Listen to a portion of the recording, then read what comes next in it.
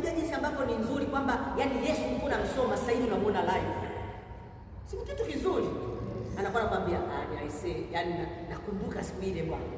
Siku ile ule usiku ukulala kidogo kate tamaa. Nisingemwambia Gabriel wewe ulikuwa utoboi.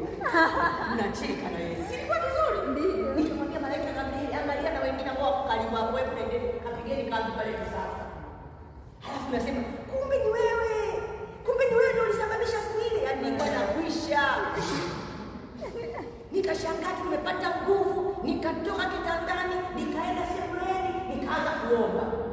Nilipomaliza kuomba hata sikujua ile shida imeishia wapi. Bwana asifiwe. Amen. Mungu atusaidie hizi shida za hapa duniani zisituondoe kwenye mstari. Sio tu zisituondoe, atusaidie tuzishinde. Hakuna mtu ambaye anatakiwa ashinde kwa niaba yako. Let me read something for you. Maybe you are going to be unhappy.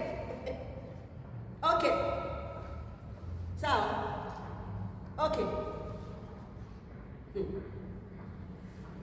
Kwa hiyo usiweke kipaumbele kwenye maisha ya watu wengine, hata kama ni mzazi, hata kama ni mama. Kila mtu anakabiliwa na maisha yafuatayo. Maisha yake binafsi, si ndio nimeshasema. Wewe mwenyewe lazima uyaweke, lakini maisha yako binafsi katika kumpendeza Mungu, maisha yako binafsi katika kufanya kupasayo kwa watu wengine. Hivyo vitu vyote tuwezi kukwepa, tuwezi kujipoteza sana. Kwa hiyo